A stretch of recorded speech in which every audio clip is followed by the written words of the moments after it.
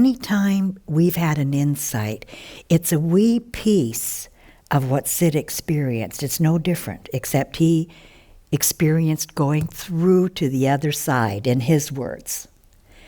Whenever we have an insight, we're experiencing a little piece of that, a little piece of mind, a little piece of consciousness, a little piece of thought. And he knew when to leave the mill. He listened to his wisdom, that guided him. Nobody said to him, okay, Sid, he gets a phone call from God, okay, it's time to leave now, Sid, to go out into the world. He got this inner knowing. It was time for him to leave and serve the world more fully than what he had been doing while he was at the mill. But the experience he gained at the mill was part of his grounding. He knew what he found. He knew the extraordinary profundity of what he found, but he also had to then experience the sharing of it, didn't he, Chip? He did, and while he knew what he found, you could watch his ability to share it shift and change and grow through the years. Mm-hmm. Like even his vocabulary, I know that seems like a mundane thing, but you could watch him learning people's language, whether it was doctors or physicians or social workers or whatever group. You could watch that shift in his language. He was learning. And the other thing is, he was human. He would get excited about telling so-and-so about it who he thought might be able to help get it out, right? He'd get excited and he'd make his best effort to write to them and tell them about it. And when it didn't work out, I would be like, oh man, they should know. And so he would go, well, that's that. And he would be done with it, He'd be on to just whatever came next. So it wasn't that he was perfect, but he learned from everything and was willing to just keep moving on, And you could just see his way of sharing change, like in some of the early tapes is a good example. He took them off the market because there were words in there that caught people the wrong way, I'll give an example. I'll be straightforward about it.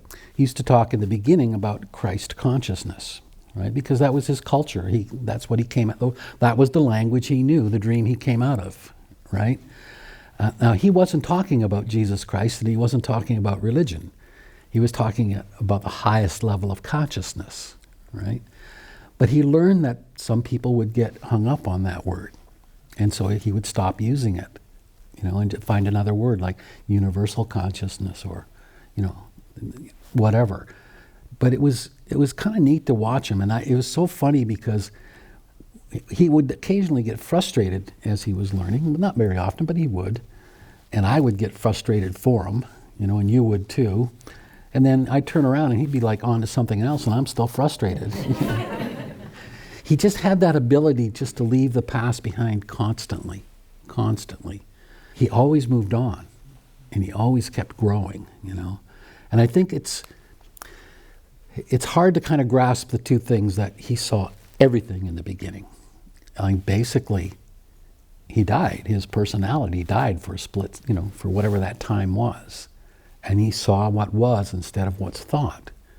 But he still had to come back into this world and live and operate it, and his personality was still there, and it had to learn. It had to learn to have this incredible knowledge, like the most knowledge you could have, and deal with a world that didn't have it, and share it with kindness and love and compassion and understanding. And he did that. And when we were talking about how he taught and the fact, we've said it so often that all those years we spent with him talking about the true nature of life and the principles and all the, the idea of what higher levels of consciousness, that was like, I doubt if that was 5% of the time. Mostly it really was just living in a feeling and demonstrating that. And we laugh, we always say that every cup of tea he had was the best cup of tea he ever had. And he would say that, oh, this tea is the best cup of tea I've ever had. But the point is, he meant it. It was the best cup of tea he ever had, because that's where he lived, is in that moment. And I can remember so many times when it had nothing to do with words. As a matter of fact, this jacket brings back a memory. He called me up one day and said, I want to go and buy some new sports jackets. I want to go to Victoria. And I was in a bad mood. I was like not feeling good. And I'm thinking, oh man, I got to go see Sid in a bad mood. He's going to see right away that I'm just out of it, And I had a bunch of stuff I thought I had to get through. So I picked him up in my car and we went on the ferry. And, he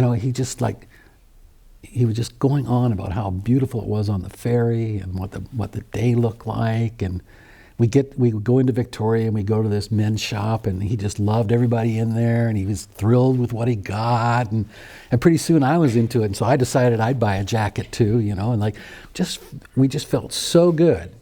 And we come back on the ferry and still not a word about anything, not a word.